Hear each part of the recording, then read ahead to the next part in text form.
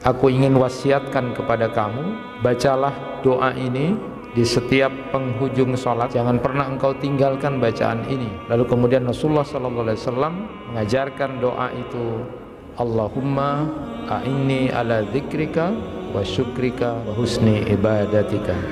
3 sifat, 3 karakter bagaimana Rasulullah SAW itu bersikap kepada umatnya. Laqad ja'akum rasulun min anfusikum azizun 'alaihi ma 'anittum harisun 'alaikum bil mu'minina raufur rahim.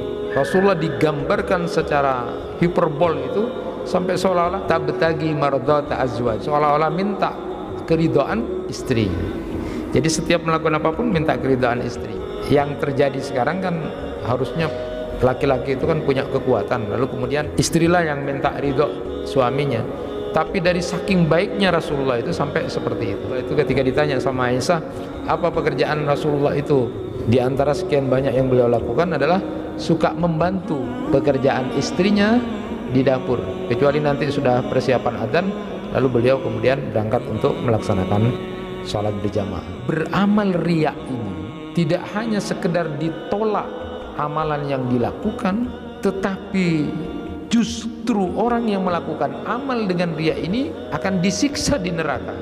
Zaliman pemimpin atau kezaliman penguasa, kemudian mendustakan takdir, lalu kemudian percaya kepada nujum atau percaya kepada hal-hal yang sifatnya kemudian ditentang oleh agama. Dan ini yang kemudian ditakutkan oleh Rasulullah SAW. Cerita kezaliman seorang penguasa itu yang diceritakan oleh Syekh Mahmud Al-Misri dalam kitab La Tahzan Wabtasim Lil Hayati. Ini ceritanya tentang seorang nelayan dengan penguasa. Singkatnya, ada nelayan yang hidupnya itu tergantung kepada memancing. Jadi suatu saat memancing, dia kena yang besar. Wah, dia senang karena dapat ikan yang besar. Ini nanti separuhnya mau dijual untuk keluarganya, lalu kemudian diberikan pada orang. Nah, ketika berjalan itu ternyata ketemu sama pejabat, penguasa pada waktu itu. Bukan pimpinannya, tetapi salah seorang penguasa. Lalu kemudian diminta. Setelah itu, oh jangan ini buat keluarga. Sudah, lalu kemudian dipukul, diambil ikannya. Singkatnya begitu, dizalimi dia, dibawa ke rumahnya.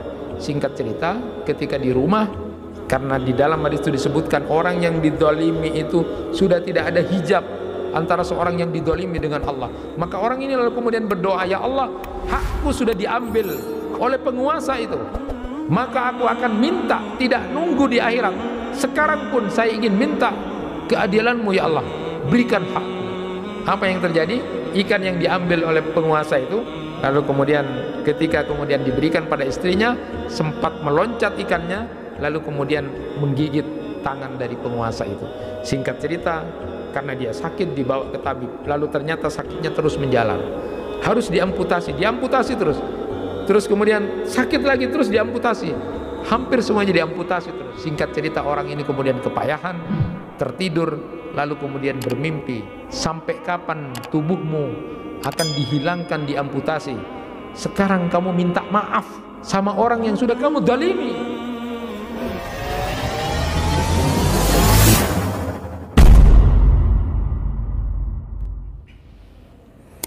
Assalamualaikum warahmatullahi wabarakatuh.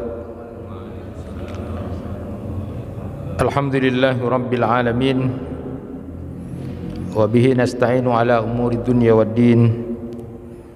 Ashhadu an la ilaha illallah wahdahu la syarikalah, wa ashhadu anna Muhammadan abduhu wa rasuluh. Allahumma salli wa sallim ala nabiyyina Muhammad wa ala alihi wa ashabihi ajma'in. Rabbi shrah li sadri wa yassir li amri wahlul 'uqdatam min lisani yafqahu qawli. Amma ba'du. Bapak-bapak, ibu-ibu jamaah kuliah maghrib yang dirahmati Allah, Mu'adz bin Jabal radhiyallahu an, salah seorang sahabat Nabi Muhammad SAW, pernah bercerita bahwa beliau pernah dipegang tangannya oleh Rasulullah SAW. Jadi karena Rasulullah itu sangat sayang, cinta sama sahabat-sahabat beliau, maka salah satu bentuk simbol itu kemudian Rasulullah pegang tangannya Mu'adz itu. Lalu beliau mengatakan, demi Allah saya mencintai kamu. 2 kali Rasulullah kemudian menyebutkan itu, demi Allah saya mencintai kamu. Lalu kemudian Rasulullah menyatakan, aku ingin wasiatkan kepada kamu, bacalah doa ini di setiap penghujung sholat. Jangan pernah engkau tinggalkan bacaan ini di setiap penghujung sholat itu. Lalu kemudian Rasulullah SAW mengajarkan doa itu, Allahumma a'inni ala dzikrika wa syukrika wa husni ibadatika. Mari kita bersama-sama, Allahumma a'inni ala dzikrika wa syukrika wa husni ibadatika. Nah, bacaan ini ada ulama yang menyatakan dibaca sebelum salam atau akhir tasyahud dengan beberapa bacaan doa yang lain. Ada juga yang kemudian menyatakan dibaca sesudah atau sehabis salat. Tetapi penting untuk kemudian kita ingat bersama apa yang ditulis oleh Syekh Ali bin Adam itu dalam Syarah An-Nasai, karena ini memang hadisnya juga riwayat dari Imam An-Nasai. Beliau menyatakan begini, setiap hamba itu jangan pernah kemudian tidak minta tolong kepada Allah. Apapun minta tolonglah kepada Allah Subhanahu wa taala. Karena tidak ada daya dan kekuatan yang bisa menolong dan membantu kita kecuali Allah Subhanahu wa taala. Termasuk memohon kepada Allah Subhanahu wa taala agar diberikan taufik, diberikan kekuatan petunjuk untuk bisa melaksanakan, agar kita selalu berzikir kepada Allah, selalu dalam kondisi bersyukur kepada Allah, dan selalu beribadah kepada Allah dengan sebaik-baiknya. Termasuk kemudian diajarkanlah doa itu kepada Mu'adz bin Jabal, yang hakikatnya adalah untuk kita semuanya. Nah, jamaah yang dirahmati Allah, tentu bentuk sayangnya Rasulullah kepada kita, kepada umatnya, itu digambarkan di dalam Al-Quran surat At-Taubah 128 yang sering kita dengar bacaan ayat ini, yaitu laqad ja'akum rasulun min anfusikum azizun 'alaihi ma 'anittum harisun 'alaikum bil mu'minina raufur rahim. Itu 3 sifat, 3 karakter bagaimana Rasulullah SAW itu bersikap kepada umatnya. Jadi kalau baca ayat ini kita jadi merinding bagaimana Rasulullah SAW itu mengingatkan perjuangan beliau kepada umatnya itu. Allah Subhanahu wa taala menyebutkan di situ bahwa Nabi Muhammad itu yang pertama azizun alaihi ma anittum. Jadi terasa amat berat Rasulullah merasakan apa yang dirasakan, diderita oleh umatnya. Jadi Rasulullah itu berpikir, merasakan apa yang kita rasakan, dan itu memang tidak mudah. Betapa luar biasanya Nabi kita Nabi Muhammad SAW sampai sedemikian rupanya memikirkan, merasakan apa yang kita rasakan. Kemudian disebutkan di situ yang kedua adalah beliau juga harisun alaikum. Beliau menginginkan kita selamat semuanya. Ya. Ada banyak riwayat yang kemudian Rasulullah SAW berusaha untuk kemudian mendoakan kita, ingin kita semuanya selamat. Sampai dalam satu riwayat disebutkan nanti pada saat di Sirat itu Rasulullah SAW berada di ujung itu sambil kemudian menunggu. Ya, setiap umatnya lewat, lalu Rasulullah SAW bermohon kepada Allah, ya Rabb salim salim. Setiap umatnya lewat Rasulullah mendoakan itu. Jadi kita memang merinding kalau baca itu bagaimana perjuangan Rasulullah sallallahu alaihi wasallam ya. Dan beliau juga yang ketiga tidak hanya merasakan apa yang kita rasakan, tidak hanya menginginkan kita selamat di dunia dan di akhirat kelak, tapi beliau tunjukkan juga dengan bil mu'minina raufur rahim. Beliau begitu sangat sayang, begitu sangat punya cinta yang luar biasa kepada orang-orang beriman itu. Sehingga kalau kemudian beliau digambarkan dengan akhlak yang luar biasa, salah satu akhlak Rasulullah itu di antara sekian banyak cerita akhlak yang luar biasa, beliau misalnya pernah suatu saat dalam satu majelis seperti ini, lalu kemudian ada orang yang kira-kira datang terlambat dalam majelis itu. Semua orang sudah agak gimana gitu kan, ya tidak menyediakan tempat kepada beliau. Nah, lalu kemudian Rasulullah SAW melihat semuanya sudah pada nunduk-nunduk gitu kan, takut didudukin tempatnya atau di depannya. Saat sahabat ini kemudian bingung, lalu kemudian Rasulullah memanggil, sini gitu. Lalu Rasulullah hamparkan sajadah surbannya beliau, duduk di sini kata Rasulullah, di depannya Rasulullah SAW. Sungguh luar biasa. Di saat semuanya pada nunduk gitu kan, takut tidak memberikan tempat, tapi Rasulullah SAW melihat itu, sini, duduk di sini. Itu penghormatan. Sampai kemudian orang ini lalu kemudian mencium surban Rasulullah itu, ya. Sampai kemudian bersalaman sama Rasulullah itu sampai mengucap memuji, ya Rasulullah engkau luar biasa akhlaknya. Kira-kira kalau kita pernah, kalau Bapak di sini mungkin dalam sebuah tempat, kira-kira ada orang yang sebenarnya Bapak dulu kenal dia, tapi karena Bapak sekarang jadi pejabat, jadi pura-pura tidak kenal gitu kan. Nah, kira-kira tidak kenal, harusnya di sini duduk sini. Luar biasa. Itu dalam hal-hal kecil seperti itu Rasulullah. Sampai kemudian kepada istri-istri beliau pun dipuji ya.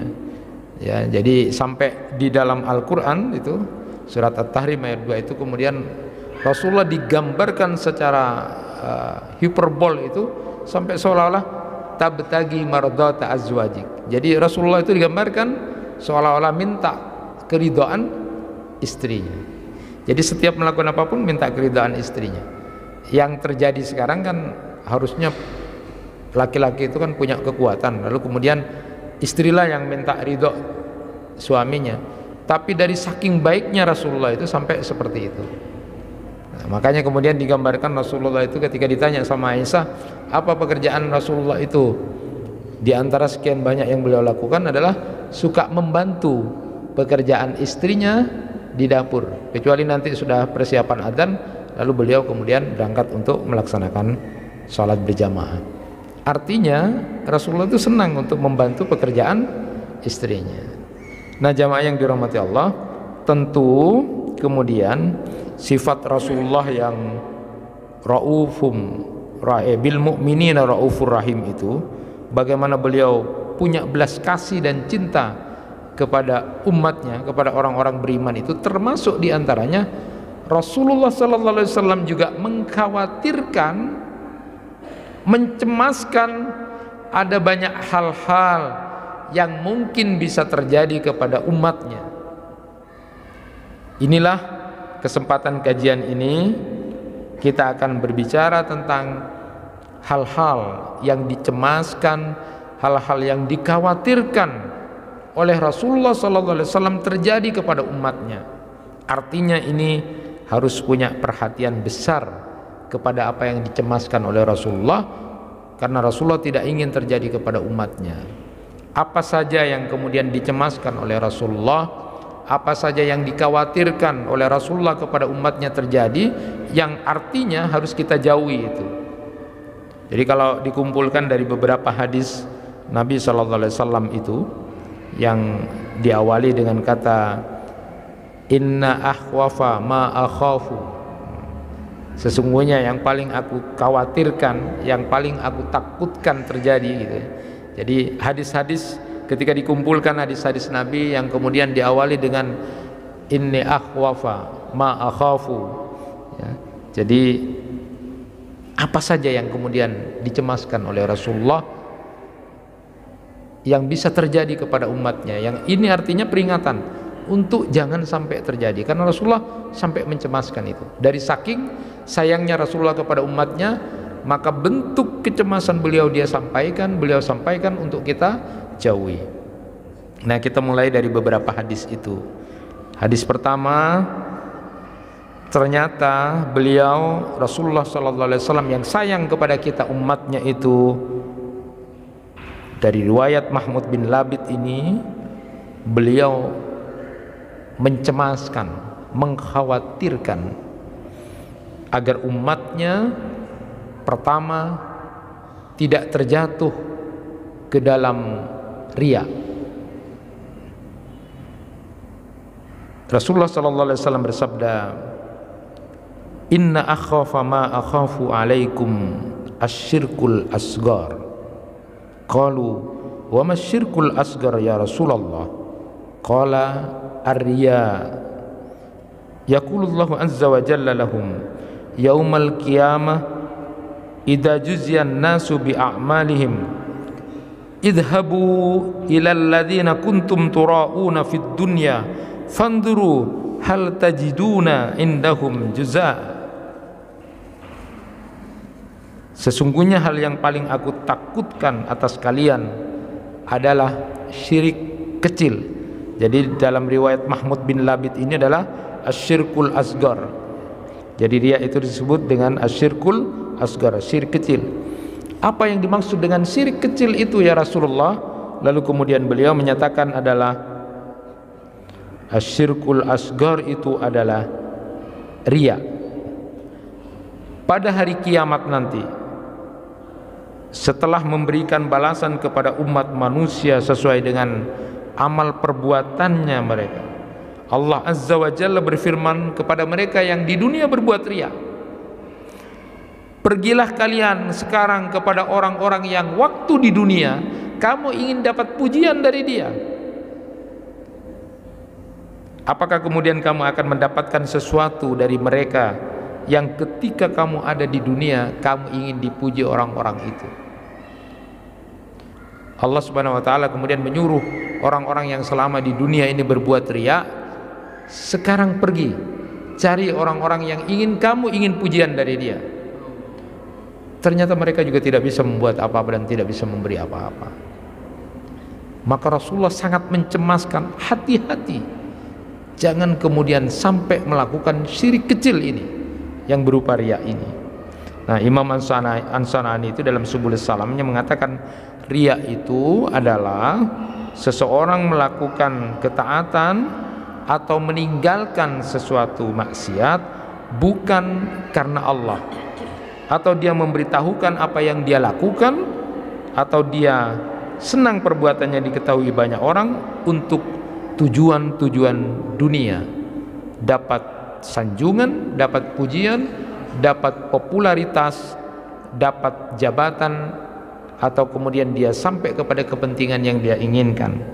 Maka kalau itu kemudian dilakukan, itulah yang dicemaskan oleh Rasulullah SAW. Aku cemas umatku terjebak kepada syirik kecil atau riya ini, yang kemudian kalau di riwayatnya Abu Sa'id Al-Khudri itu kemudian disebut dengan asyirkul khafi. Kalau tadi dengan asyirkul asgar, tapi kemudian di riwayatnya Abu Sa'id Al-Khudri itu dengan kalimat asyirkul khafi. Rasulullah SAW pernah kemudian mendengar sahabat-sahabat itu berbicara tentang Masih Dajjal. Jadi berbicara dan berbincang tentang Masih Dajjal. Nah, saat Rasulullah mendengar itu, lalu kemudian beliau datang lalu mengatakan, "Ala ukhbirukum bima huwa akhwafu alaikum indi minal Masih Dajjal?" Qala qulna bala. Maukah, kata Rasulullah, aku beritahu kamu tentang sesuatu yang lebih mengkhawatirkan atas kalian daripada kalian berbincang tentang Masih Dajjal itu. Lalu kemudian Nabi SAW ketika dijawab oleh para sahabat, "Qulna bala," ya tentu ya Rasulullah. Lalu kemudian Nabi SAW bersabda, "Asyirkul khafi ayyakumar rajulu yusalli fayuzayyinu salatahu lima yara min nadari rajulin. Beliau katakan, yang aku takutkan terjadi kepada kalian adalah lebih dari masalah Masih Dajjal itu adalah kesyirikan tersembunyi. Jadi asyirkul khafi, kesyirikan yang tersembunyi. Maksudnya adalah seperti orang yang melakukan sholat, lalu kemudian dia merasa dilihat orang, lalu diperbagus, diperindah sholatnya karena dia merasa dilihat oleh orang lain. Maka itu adalah asyirkul khafi. Sebegitu sederhananya, tetapi ini banyak dilakukan karena merasa dilihat orang, karena merasa disanjung orang. Lalu sholatnya yang biasanya itu ketika sendirian seperti itu, lalu tiba-tiba karena dia merasa dilihat orang, lalu kemudian gerakannya menjadi sangat bagus, sangat teratur, dihiaskan dengan keindahan. Maka ini adalah asyirkul khafi. Inilah yang kemudian ditakutkan oleh Rasulullah SAW terjadi kepada umatnya. Jemaah yang dirahmati Allah, tentu kita sudah memahami juga di dalam Al-Quran itu disebutkan Allah mencela orang-orang yang berbuat riya itu, dan orang yang melakukan riya itu disandingkan dengan tipikal orang munafik ya. Disebutkan di dalam ayat Al-Quran itu, innal munafiqina yukhadi'una Allah wa huwa khadi'uhum wa idza qamu ila sholati qamu kusala yura'una an-nasa wa la yadhkuruna Allah illa qalila. Jadi tipikal orang riya ini, suka ingin sanjungan ini adalah disandingkan kepada orang-orang yang munafik. Dengan contoh, ketika mereka kemudian sholat, mereka berdiri untuk sholat itu dalam kondisi sebenarnya malas dia, tapi kemudian dia ingin dipuji oleh orang, dia ingin dilihat oleh banyak orang. Dan ketahuilah bahwa sebenarnya dia tidak banyak mengingat Allah itu, dia sedikit sekali mengingat Allah. Jadi mengerikan sebenarnya masalah ini, sampai Rasulullah mengatakan, aku cemas, aku takut kalau itu terjadi kepada umatku. Yang lebih mengerikan, jamaah yang dirahmati Allah, itu beramal riya ini tidak hanya sekedar ditolak amalan yang dilakukan, tetapi justru orang yang melakukan amal dengan riya ini akan disiksa di neraka. Bapak dan Ibu kalau baca kitabnya Syekh Mahir Ahmad itu di bahasan tentang Jinanul Khuld, bahwa orang yang pertama kali dimasukkan ke dalam neraka menjadi bahan api neraka itu mengerikan. Kita tahu di dalam Quran surat At-Tahrim ayat 6 itu yang mengingatkan kita, ya ayyuhalladzina amanu qu anfusakum wa ahlikum nara wa quduhan nas wal hijarah. Nah, perhatikan di situ, wahai orang-orang yang beriman, jagalah dirimu dan keluargamu dari api neraka yang bahan bakarnya itu wa quduhan nas wal hijarah, dari manusia-manusia dan batu-batu yang panas. Nah, menurut Syekh Mahir Ahmad itu dijelaskan, ketika menjelaskan ayat ini, siapa orang-orang yang pertama kali akan menjadi bahan api neraka itu disebutkan adalah satu riwayat yang ketika ditanyakan kepada Abu Hurairah itu, ketika salah seorang sesepuh Sam, Natil bin Qais itu tanya kepada Abu Hurairah, coba kamu bacakan hadis yang kamu langsung dengar dari Rasulullah, kamu tahu dari Rasulullah. Lalu kemudian Abu Hurairah mengingat-ingat apa yang kemudian beliau dengar dari Rasulullah, yang sampai kemudian hadis itu dibacakan. Belum sempat kemudian Abu Hurairah menyampaikan itu, beliau lalu kemudian terisak-isak menangis, lalu kemudian sempat tersungkur. Apa hadis itu? Ternyata hadis itu meriwayatkan bahwa nanti di akhirat ada orang yang ditanya oleh Allah, apa yang kamu lakukan selama di dunia? Lalu kemudian dia menjawab, aku berjihad ya Allah, aku berjihad. Lalu Allah kemudian mengatakan, kamu dusta. Saat kamu melakukan jihad itu, kamu hanya ingin dipuji orang, disanjung oleh orang sebagai seorang pemberani. Lalu kemudian Allah memerintahkan seret orang ini ke neraka. Yang kedua, kelompok orang-orang yang kemudian ditanya, apa yang kamu habiskan waktunya selama di dunia? Ya Allah, saya banyak belajar agama. Yang satunya, saya banyak membaca Al-Quran. Tapi lalu kemudian Allah mengatakan, kamu dusta. Kamu belajar agama itu hanya karena kamu ingin disebut sebagai seorang alim. Dan kamu banyak baca Al-Quran itu, membaguskan bacaan Al-Quranmu agar kamu disebut sebagai seorang qori. Dusta kamu. Seret dia ke neraka, diseret oleh malaikat. Dan yang ketiga adalah ketika ada orang ditanya, apa yang kamu lakukan selama di dunia? Lalu dia menjawab, ya Allah, aku sering bersedekah, aku sering bersedekah, aku sering berinfak. Lalu kemudian Allah menjawab, kamu dusta. Yang kamu lakukan itu hanya kalian ingin dipuji sebagai seorang dermawan. Seret dia ke neraka. Inilah hadis yang kemudian membuat Abu Hurairah sampai menangis sebelum menyampaikan ketika ditanya, apa hadis yang langsung didengar dari Rasulullah yang engkau tahu lalu kemudian kamu simpan itu? Sampai sebegitu takutnya Abu Hurairah menyatakan. Maka ketika Muawiyah juga ditanya seperti itu, juga sama, juga terisak, nangis tentang mengingat hadis ini. Beliau lalu mengatakan, amalan-amalan yang tampak luar biasa, dan ini adalah amalan-amalan utama. Siapa yang tidak tahu amalan jihad? Siapa yang tidak tahu amalan tentang belajar agama? Siapa yang kemudian tidak tahu tentang masalah bacaan Al-Quran? Siapa yang tidak tahu tentang betapa pentingnya bersedekah? Tapi semuanya karena ternyata dia lakukan karena ingin dipuji oleh orang lain, ingin disanjung, ingin mendapat popularitas dan sanjungan dari orang lain, maka justru apa yang dia lakukan itu membuat dia terseret ke dalam neraka. Dan itulah yang disebut Syekh Mahir Ahmad itu, yang menjadi penghuni pertama bahan api neraka itu adalah justru orang-orang seperti ini. Insyaallah. Apa tidak ngeri itu? Maka Rasulullah SAW yang pertama beliau sebut, aku sangat mengkhawatirkan, aku sangat mencemaskan. Jadi jangan dianggap enteng.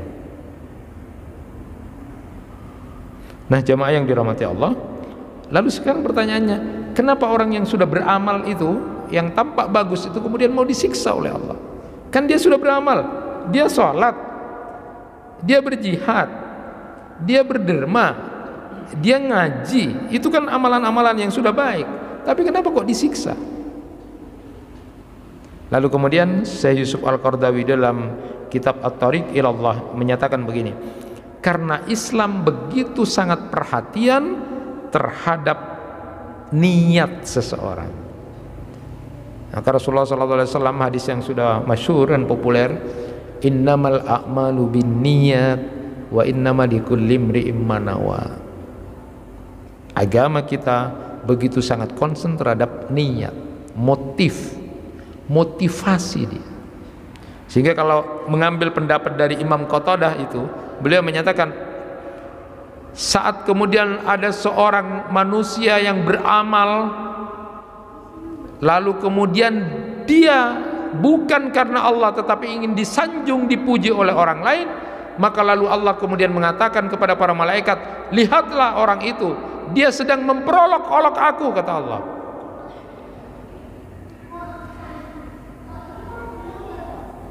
Dan di kitabnya Syekh Muhammad Wail Al-Halwani itu dalam Minhajul Aya, beliau mengatakan Allah Ta'ala itu memang maha pencemburu.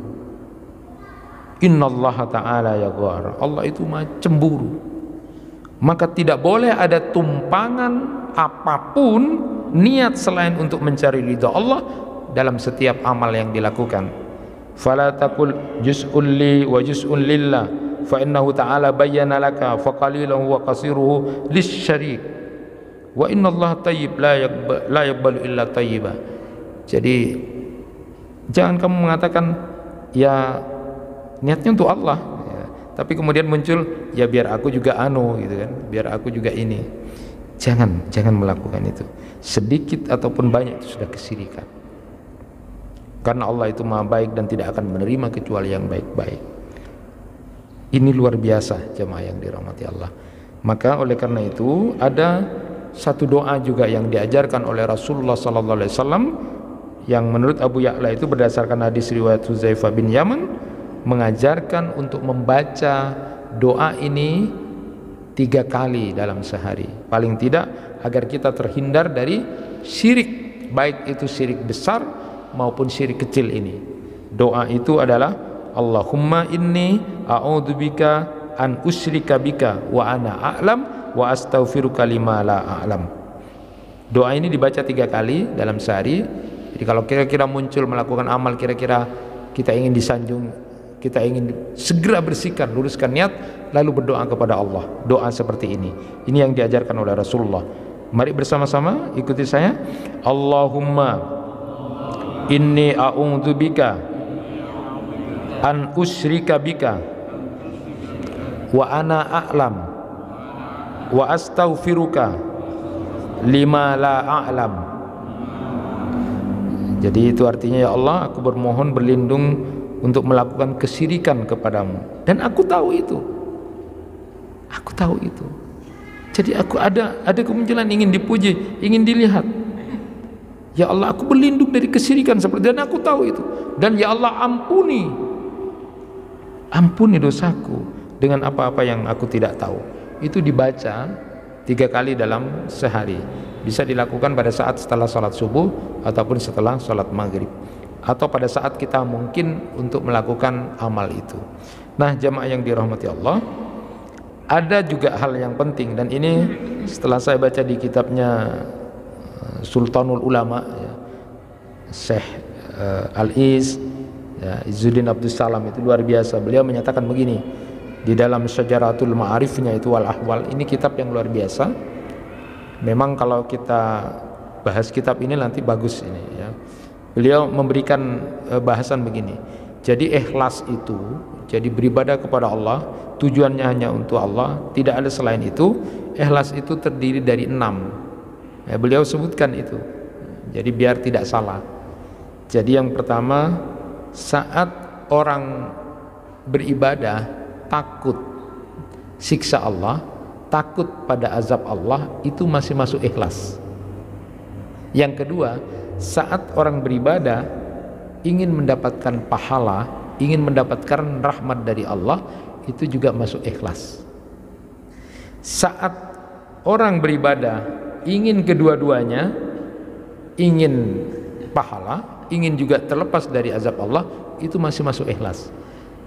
Yang keempat, saat orang melakukan ibadah karena malu kepada Allah, nanti dipahami tentang malu itu, maka itu juga masih masuk ikhlas. Yang kelima, saat orang melakukan ibadah karena ingin mengagungkan Allah, itu juga masuk ikhlas. Dan yang keenam, saat orang beribadah karena dia cinta kepada Allah, itu masuk ikhlas. Jadi itu 6.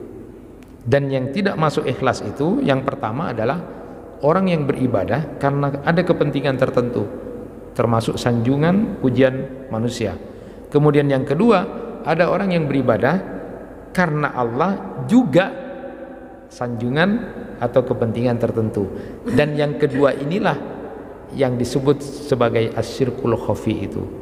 Kalau yang pertama sudah jelas, jadi ketika dia beribadah untuk mendapatkan pujian, sanjungan atau kepentingan, jelas itu sudah riya. Yang kedua juga model yang riya itu adalah orang yang beribadah kepada Allah, dia ingin Tuhan juga manusia.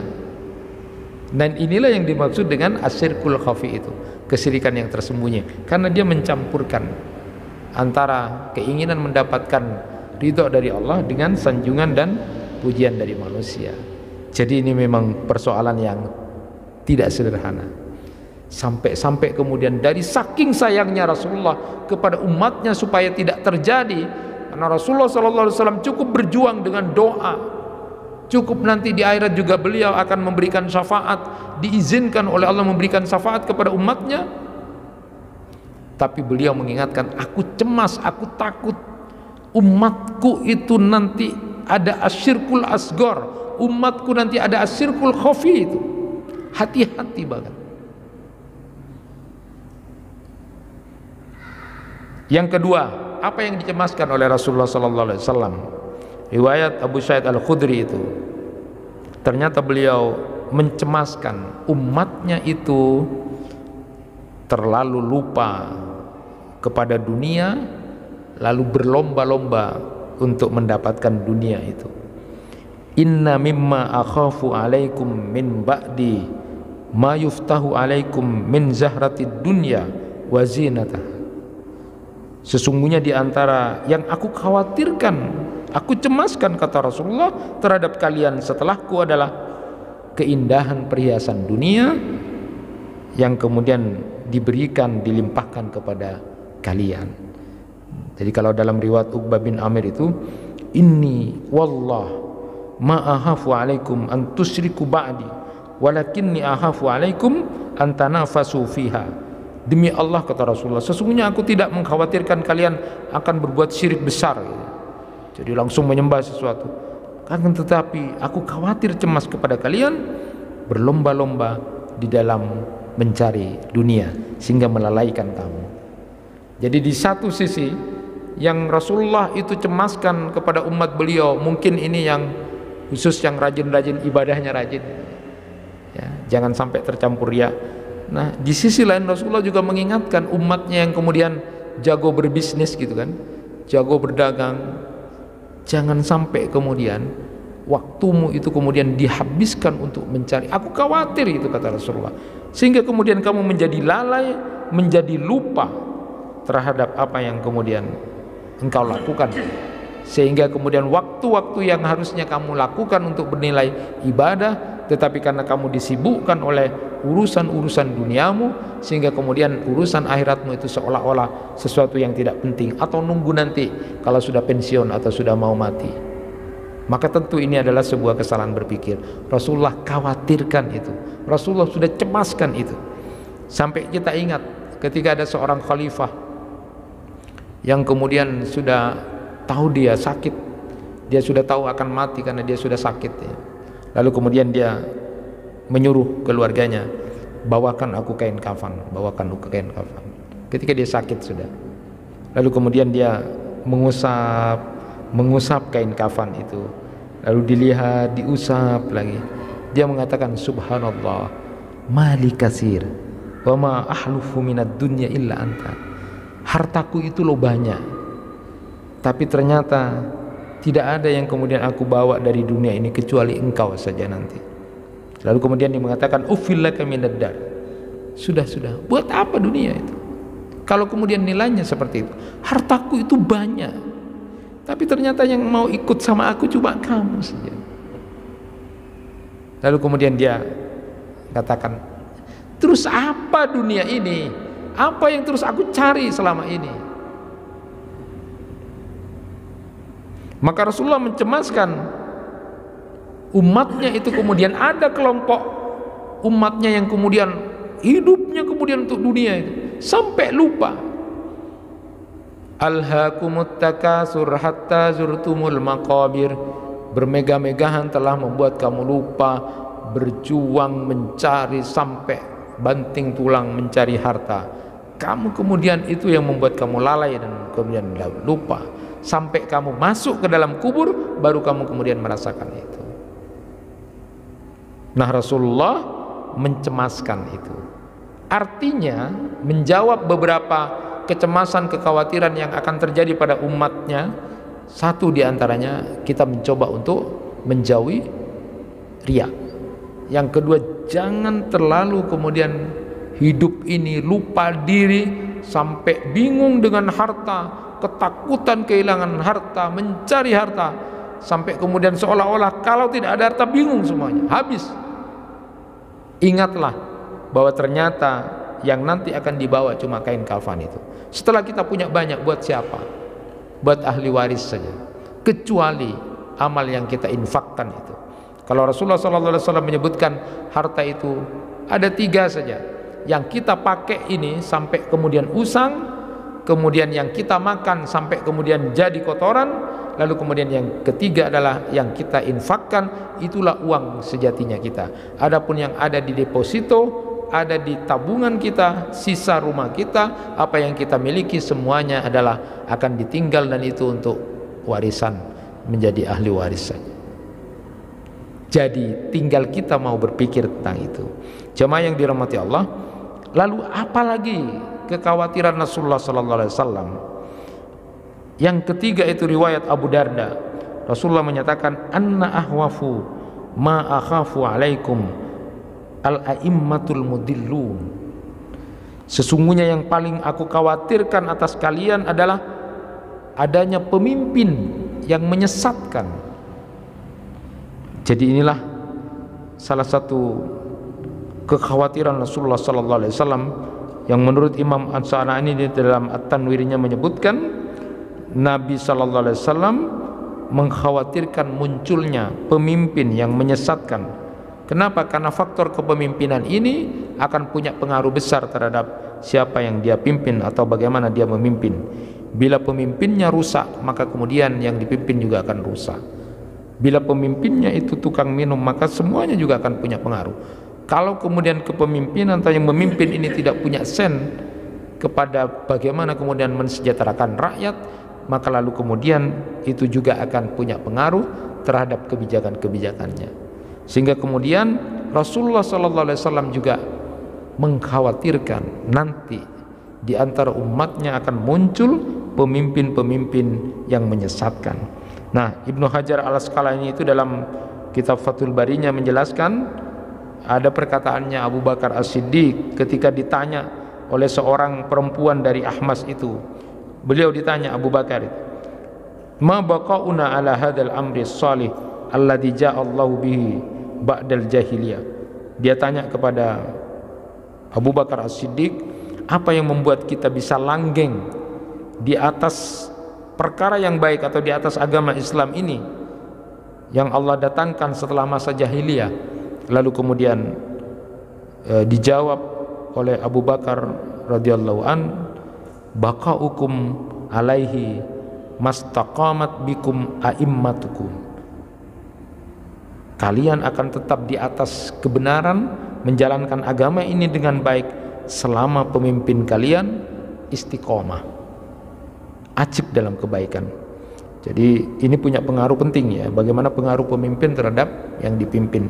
Maka juga kalau ada pemilihan apapun bentuknya, harus hati-hati di dalam memilih, karena apapun yang kita lakukan pilihannya itu akan dimintai tanggung jawab di hadapan Allah Subhanahu wa taala.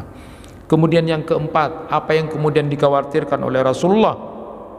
Riwayat Talha bin Musarrif, inna ahwafa ma atahawwafuhu ala ummati akhiraz zaman salasa, imanan bin nujum wa takdiba bil qadri wa khaifas sultan. Sesungguhnya yang paling aku takutkan, aku cemaskan terhadap umatku, kata Rasulullah, di akhir zaman itu ada 3. Masalah mengimani nujum, percaya kepada bintang-bintang, percaya kepada zodiak. Jadi kalau bapak ibu tidak ada kerjaan, baca koran, baca majalah, coba sih kok bintangnya apa, tidak usah, sudah tidak perlu itu. Itu kayaknya sederhana, tetapi itu adalah bagian dari iman bin nujum, hati-hati. Kemudian watakdiban bil qadri, mendustakan takdir, dia tidak ridho terhadap takdir Allah. Kemudian yang ketiga adalah wahaifas sultan, adalah kezaliman penguasa, dan ini yang kemudian ditakutkan oleh Rasulullah SAW. Jadi yang namanya kezaliman pemimpin atau kezaliman penguasa, kemudian mendustakan takdir, lalu kemudian percaya kepada nujum atau percaya kepada hal-hal yang sifatnya kemudian ditentang oleh agama. Di riwayat yang lain juga disebutkan, akhafu ala ummati salasa, zallata alim wajidalu munafikin bil Quran wa takdziba bil qadar. Ini menguatkan yang tadi. Jadi ada yang aku takutkan, kata Rasulullah SAW, 3, tentang tergelincirnya seorang alim, lalu kemudian perbantahan atau perdebatan orang munafik tentang Quran, lalu kemudian yang kemudian mendustakan takdir. Nah, jamaah yang dirahmati Allah, sedikit saya menyampaikan tentang cerita kezaliman seorang penguasa itu yang diceritakan oleh Syekh Mahmud Al-Misri dalam kitab La Tahzan Wabtasim Lil Hayati. Ini ceritanya tentang seorang nelayan dengan penguasa. Singkatnya, ada nelayan yang hidupnya itu tergantung kepada memancing itu. Jadi suatu saat memancing, dia kena yang besar. Wah, dia senang karena dapat ikan yang besar. Ini nanti separuhnya mau dijual untuk keluarganya, lalu kemudian diberikan pada orang karena besar itu. Nah, ketika berjalan itu ternyata ketemu sama pejabat penguasa pada waktu itu, bukan pimpinannya tetapi salah seorang penguasa. Lalu kemudian diminta. Setelah itu, oh jangan ini buat keluarga. Sudah, lalu kemudian dipukul, diambil ikannya. Singkatnya begitu, dizalimi dia, dibawa ke rumahnya. Singkat cerita, ketika di rumah, karena di dalam hadis itu disebutkan orang yang dizalimi itu sudah tidak ada hijab antara seorang yang dizalimi dengan Allah, maka orang ini lalu kemudian berdoa, ya Allah, hakku sudah diambil oleh penguasa itu, maka aku akan minta, tidak nunggu di akhirat, sekarang pun saya ingin minta keadilanmu ya Allah, berikan hakku. Apa yang terjadi? Ikan yang diambil oleh penguasa itu, lalu kemudian ketika kemudian diberikan pada istrinya, sempat meloncat ikannya, lalu kemudian menggigit tangan dari penguasa itu. Singkat cerita, karena dia sakit dibawa ke tabib, lalu ternyata sakitnya terus menjalar, harus diamputasi terus kemudian sakit lagi, terus diamputasi, hampir semuanya diamputasi terus.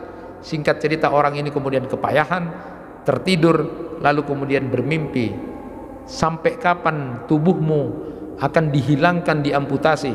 Sekarang kamu minta maaf sama orang yang sudah kamu zalimi itu. Di mimpi itu akhirnya dia datang kepada nelayan itu, minta maaf, lalu kemudian diberikan. Saat itu kemudian sakitnya tidak ada. Hati-hati orang yang kemudian merasa terzalimi, apapun kebenaran ataupun ketidakbenaran yang ada, dia kemudian bermohon kepada Allah, itu bisa kemudian tidak ada hijab antara dirinya dengan Allah. Nah, inilah yang kemudian dicemaskan oleh Rasulullah. Ada golongan umatnya yang kemudian menjadi penguasa atau dia punya kekuasaan, tapi dia suka mengambil hak, dia suka menzalimi orang yang ada di bawahnya atau yang berada di bawah kekuasaannya. Itu yang kemudian dikhawatirkan. Lalu Rasulullah SAW juga mengkhawatirkan, inna akhafa ma akhafu ala ummati amalu qaumi Lut. Aku khawatir sekali ada di antara umatku nanti berlaku seperti kaumnya Nabi Lut. Dan itu ternyata ada sekarang. Jadi di antara umatnya Nabi Muhammad, aku khawatir, aku cemas, umatku yang sudah aku ingin doakan, aku beri syafaat, ternyata ada di antara umatku yang ternyata perilakunya adalah sama seperti kaumnya Nabi Lut. Homoseks, laki-laki suka pada laki-laki, perempuan suka pada perempuan. Ini adalah melawan fitrah. Tetapi itu jangan dianggap sebagai sesuatu hal yang kemudian boleh, tidak boleh, haram, dosa, segera dijauhi. Dan efeknya akan bisa dilihat nanti. Kemudian berikutnya Rasulullah SAW menyatakan, inna akhafa ma akhafu alaikum ar-riya wasyahwatul khafiyah. Di samping riya, yang dikhawatirkan oleh Rasulullah SAW adalah as-sahwatul khafiyah. As-sahwa al khafiyah itu ulama ada 3 pendapat. Pertama adalah orang yang suka kepada wanita karena kemuliaan tubuhnya, karena kecantikannya. Tapi ada juga yang mengatakan adalah syahwat itu adalah keinginan bermaksiat apapun modelnya. Tapi juga ada yang ketiga menyatakan model asyahwatul khafiyah ini adalah dia ketika banyak orang seolah-olah menjadi wali Allah, menjadi orang alim, tapi ketika sendirian dia kemudian bermaksiat. Itulah yang disebut dengan asyahwatul khafiyah. Jadi ketika tidak ada orang, dia kemudian bermaksiat, tapi ketika di banyak orang, dia menjadi orang yang wah luar biasa. Hati-hati. Rasulullah mengatakan aku takut. Dan yang terakhir adalah Rasulullah cemas, Rasulullah khawatir di antara umatnya itu, menurut riwayat Hudzaifah bin Yaman itu adalah dia berlepas dari ilmu dan ekstrim ketika melakukan agama dan suka mengkafirkan muslimin. Itu riwayat dari Hudzaifah bin Yaman radhiyallahu an. Jadi nanti Rasulullah tidak menginginkan ada orang yang berilmu tapi dia tidak mengamalkan ilmunya itu. Lalu kemudian bahkan dia kemudian melakukan ekstremis dalam keberagamaannya, lalu kemudian dia suka mengkafirkan kaum muslimin. Itulah kelompok-kelompok yang kemudian dikhawatirkan, dicemaskan oleh Rasulullah terjadi pada umatnya. Untuk menjawab itu, jamaah yang dirahmati Allah, maka tentu kita harus menjauhi apa-apa yang menjadi kecemasan, ketakutan Rasulullah. Karena Rasulullah SAW sudah cukup mencintai kita, berjuang untuk keselamatan kita di dunia dan akhirat. Mudah-mudahan kita menjadi umatnya Nabi Muhammad yang kemudian bisa mendapatkan syafaat Rasulullah SAW dan menjauhkan diri dari apa-apa yang dicemaskan atau dikhawatirkan oleh Rasulullah SAW. Kurang dan lebihnya mohon maaf. Wassalamualaikum warahmatullahi wabarakatuh.